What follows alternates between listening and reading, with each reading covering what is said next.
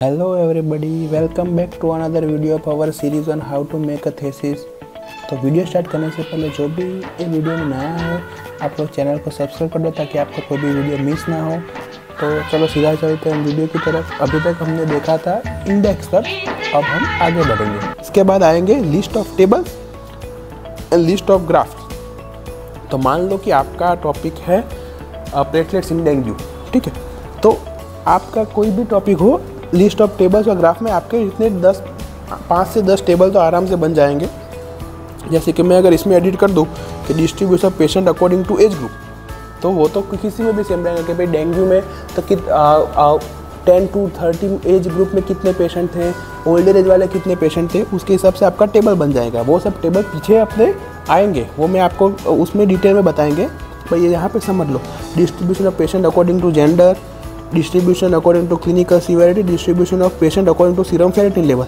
तो यहाँ पे क्या आएगा, हम फेरेटिन निकाल के अकॉर्डिंग टू प्लेटलेट लेवल्स। तो प्लेटलेट्स, तो पेशेंट का कितने पेशेंट का प्लेटलेट 10,000 से कम थे, 20,000 से कम थे, कितनों के घटे ही नहीं है, उसके हिसाब से पेशेंट का डिस्ट्रीब्यूशन करेंगे। उसके बाद है distribution patient according to lung involvement.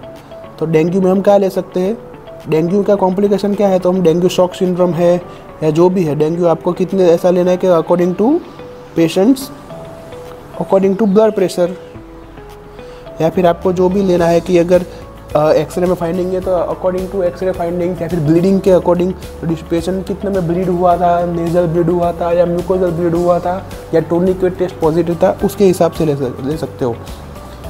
तो अगर और एक एग्जाम्पल की बात करें तो स्नेक बाइट, तो मतलब स्नेक बाइट एक एग्जांपल है। इसके बाद आप रेड पॉइजन भी ले सकते हो या कोई और ओपी पॉइजनिंग भी ले सकते हो। तो स्नेक बाइट है तो आप क्या किस तरह के टेबल बना सकते हो, तो distribution according to age, gender, severity तो सेम आ जाएगा। उसके बाद distribution of patient according to which type of snake has bitten, distribution of patient according to neuroparalytic complication, distribution according to complication, मतलब कितनों में न्यूरोपैरालिटिक देखने को मिला, कितने में ब्लीडिंग टेंडेंसीज देखने को मिली, तो कितने % पेशेंट को ASV दे दिया था टाइम पे, कितने को लेट हुआ, वो सब आप यहाँ पे इतने सारे टेबल उस तरह से बना सकते हो, ठीक है।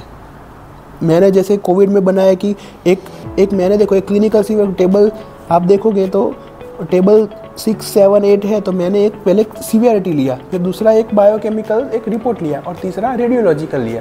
तो क्लिनिकल, बायोकेमिकल, रेडियोलॉजिकल तीनों का एक हो जाए, तो इस तरह से एक टेबल बनाए और सेम चीज़ के ग्राफ्स बना देने हैं, ठीक है।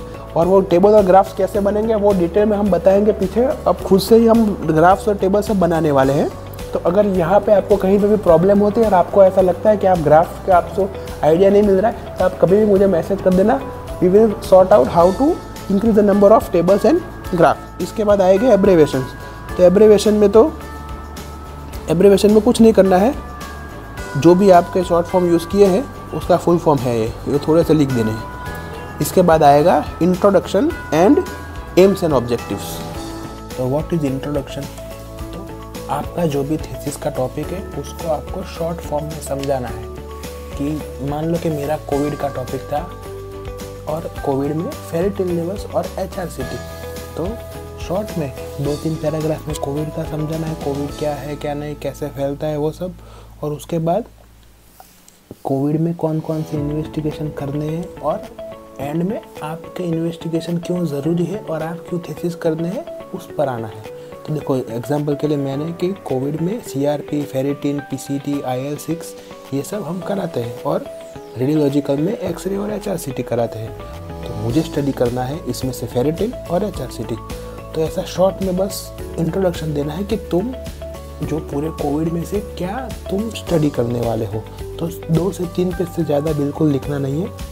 अपना जो PSM जैसे है कि अपने को जो आंसर, कोई भी क्वेश्चन पूछे तो आंसर लिखने की आपकी कैपेबिलिटी है 40-50 पेज भरने की, वो आपको यहाँ पे नहीं दिखानी है, वो आएगी नीचे रिव्यू ऑफ लिटरेचर में, वहाँ आप जो मन में आए सब कुछ लिख सकते हो, ठीक है। तो उसके बाद आएंगे एम्स एंड ऑब्जेक्टिव्स।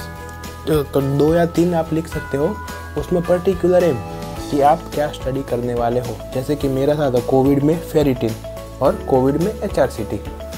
एग्जाम्पल के लिए अगर आप डेंगू की स्टडी कर रहे हो तो आप क्या लिख सकते हैं, to investigate the clinical symptoms in dengue patient. फिर आप 50 डेंगू के पेशेंट लेते हो तो आपको जो भी क्लिनिकल सिम्टम मिलते हैं, किसी में ब्रेथलेसनेस, किसी में एब्डोमिनल पेन, ज़्यादा वॉमिटिंग, तो वो आप इन्वेस्टिगेट करोगे। सेकंड पॉइंट ये ले सकते हो कि assess the dengue severity and platelet levels. ठीक है, अगर मान लो कि और कोई लेना है, मान लो कि आपने रेड पॉइजन या ओपी पॉइजन लिया है, तो उसमें ऐसे ले सकते हो कि कौन से क्लिनिकल सिम्टम उनमें डेवलप होते हैं, या फिर कौन सा फेलियर मीन्स के आपने रेड पॉइजन है तो लीवर फेलियर है, आप पीटी एपीटीटी ले सकते हो to assess the correlation between the type of poison and its morbidity on liver. ऐसे करके आप कोई भी एम्स और ऑब्जेक्टिव्स बना सकते हो। ठीक है, उसमें कोई बड़ा नहीं है, आप कहीं पे भी बना सकते हो। उसके बाद आएगा सबसे main and important part, review of literature.